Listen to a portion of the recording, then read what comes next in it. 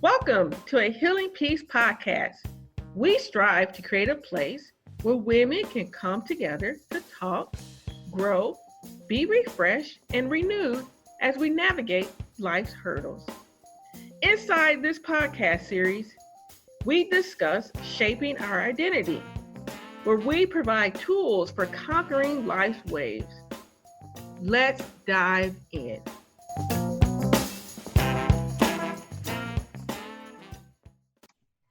Welcome back, our friends.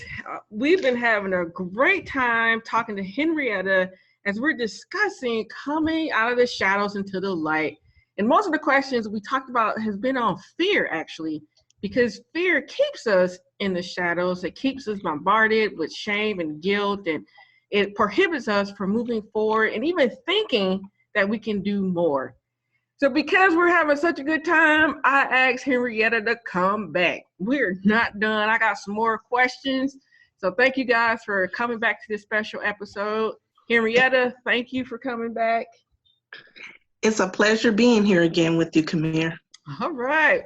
Well, let's jump into it. And like I said, I got some things to talk about.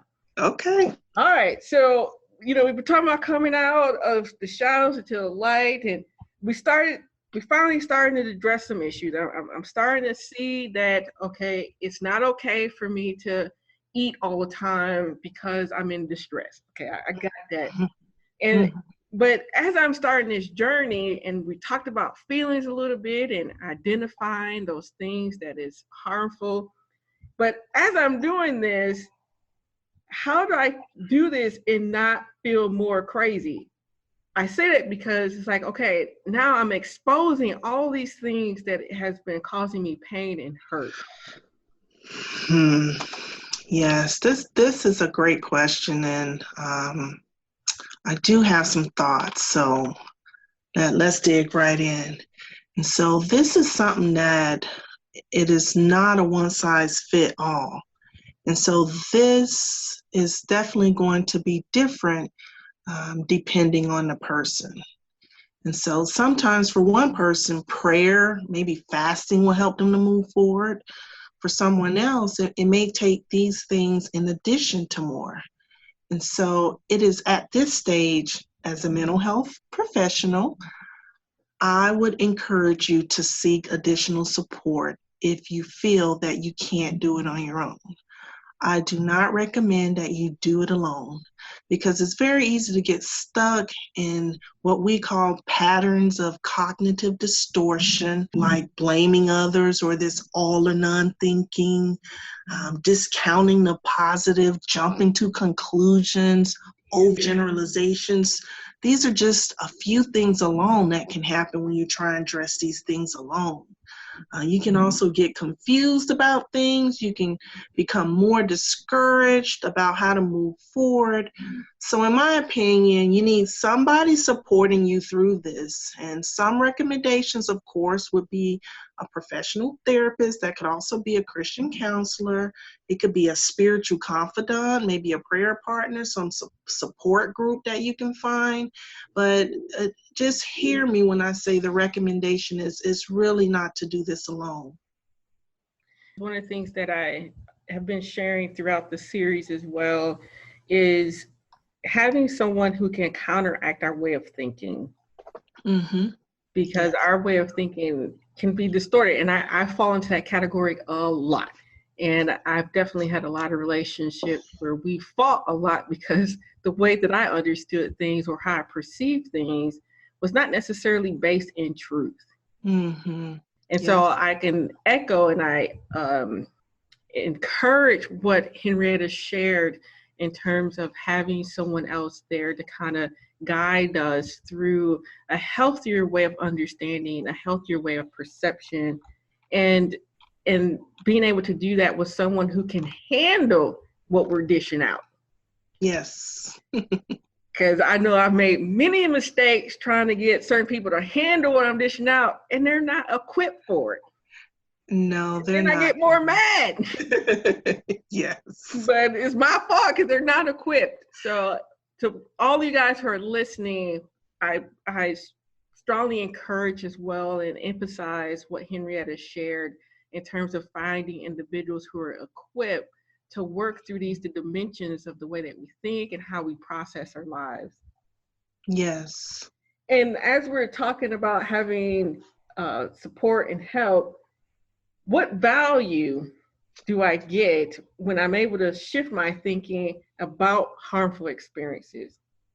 Okay. So, of course, the value is immense. And so, the value that is gained by visiting harmful experiences is that instead of stuffing, ignoring the issues, you are bringing your awareness to your pain. This awareness validates you as a person with strengths, and it will help you to get to a plan to begin the healing process without completely shattering your identities. Mm. And so an example of this is when you cut yourself. And so you may have the pain, it may be a little bit unbearable. And so your first instinct is to what? Stop the bleeding and tend to the wound. And so, well, in wound care, this is called hemostasis. So this is the first phase of healing, which begins at the onset of injury. And the object is to stop the bleeding. And so in this phase, the body activates its emergency repair system, the blood clotting system, and forms a dam to block the drainage.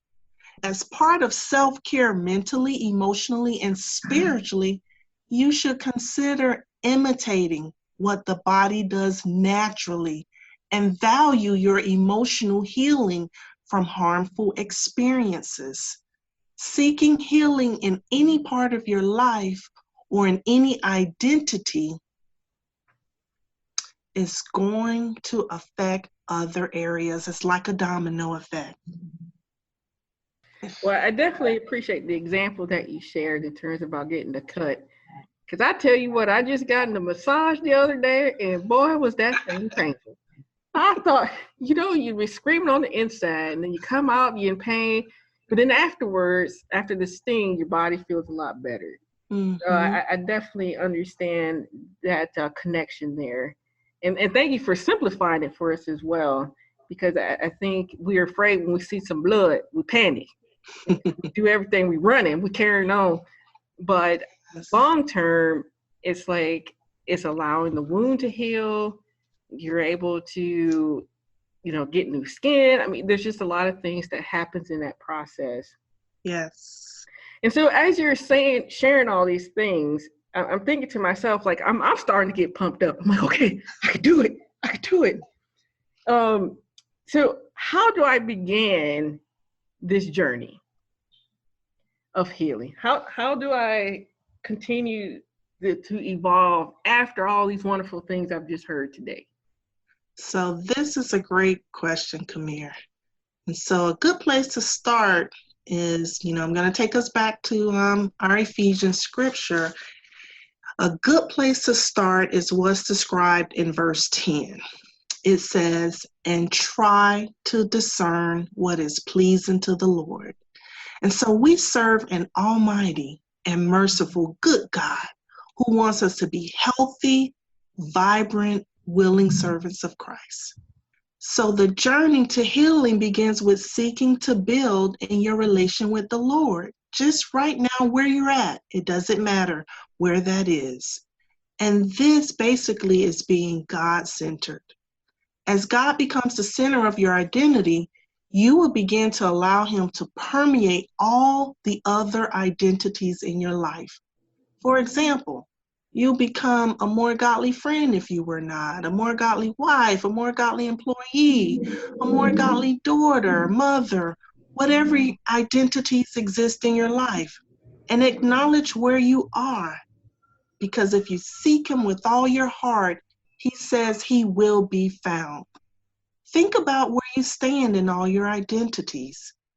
Is one area of your life doing awesome, but another area is suffering greatly? Be real about it before God's throne and acknowledge your errors before him first.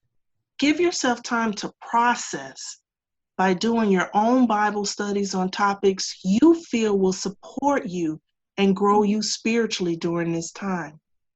Then the next step will be to make some decisions to denounce sin in your life. And if you need to get a confidant to help you to be more accountable, then do that, whatever it is you need to do.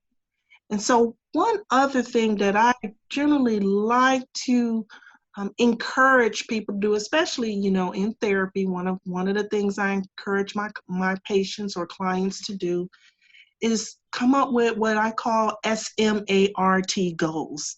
S.M.A.R.T is SMART goals. And so the S stands for specific/spiritual, measurable is for the M, A stands for achievable, R stands for relevant, and T for time-based. So you want to come up with these SMART goals. And remember that Ephesians verse 5 says, walk as children of light, for the fruit of the light is found in all that is good, true, and right. And I believe that Camille is going to have an article on her website that you can, check out some more details on how to create SMART goals. Yes, please go to healingpeace.com. All right, thank you. And moving forward from there, because I am a proponent of God first. I mean, I understand that He is the essence of being able to transform our hearts and how we think from the inside out. Yes. And what can complement that journey as well? Because sometimes, we need things in the physical as well as in the invisible. Mm-hmm. So what about relationships in this part of the journey? And so I say, if you're in an unwholesome relationship, then do your best to step away and seek what would be pleasing to God in this area. Remember, discern what is pleasing to God. So in the physical part, if you're in this relationship that's causing you great dysfunction, distress, duress, pain, and hopefully not any physical harm, you really want to get out of this relationship. Give it a break. Give yourself some time to sort through the dysfunction to figure out how to get back on the right track. I appreciate you saying that in terms of, harmful relationships, because for me, I've definitely been in situations where it's more challenging for me to let go because I've been very intimate with the individual. Mm-hmm. So how do you sever that connection when there's so much intimacy involved? And so that definitely takes time, and it takes coaching. It really takes a therapist. There is not a quick answer that I want to give to you or the audience that's listening. That's really going to depend on the specific relationship. Mm-hmm. And so the only thing that I would advise you to do is at least consider stepping away. And you may need to sit down with somebody and think through, how can we make this possible? So there's steps that you can come up with based on your specific situation. And, I've worked with women in the past to step away from many things. It may not even be a relationship. It might just be a career, that you're in, and, you're bogged down, your time, your energy, and you're not enjoying life. How do you step away from that? What are the steps? That can seem like an overwhelming and daunting task, but if you get the help and support you need, it becomes possible to work through that. And one of the things I would like to emphasize in what Henrietta shared with us is get help. I think so many times we stay in these relationships because we think we can do it ourselves. Mm-hmm. And, we think, oh, it'll be different next time.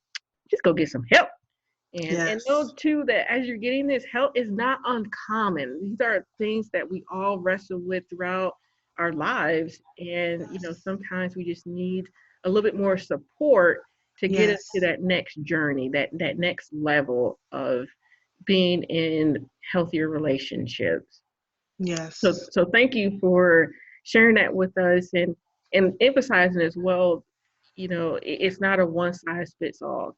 Every situation is different. Hmm. But with an individual who has good insight and right tools, they can definitely guide you through your specific situation. Yes. So you talked about, having the SMART objectives. Now, how does that help us with our thinking and understanding? Like, how do we redefine our normal behavior? And so the SMART objectives actually will help you with any goal because it makes you focus on, first of all, creating a goal that's relevant to your life, that's time sensitive. So you give yourself a time and date. It's real specific and it may be spiritual. So this is something that therapists do all the time with every client or patient that they have. They work with them using SMART goals that are also measurable. Let's not forget that M, um, in helping them to move forward in their lives. And that's, I'm just going to be honest, that's not always easy to do alone. I agree.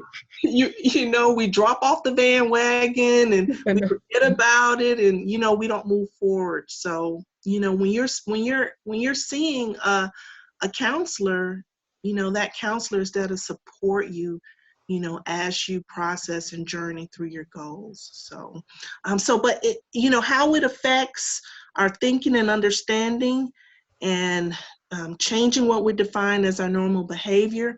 And so if you're engaging, let's say, in negative self-talk, which will lead the way you think about things and how you perceive your experiences and circumstances, I say stop this. STOP, stop this. Use positive confirmations in your self-talk. For example, instead of saying, I can't do this, say to yourself, I can overcome this situation.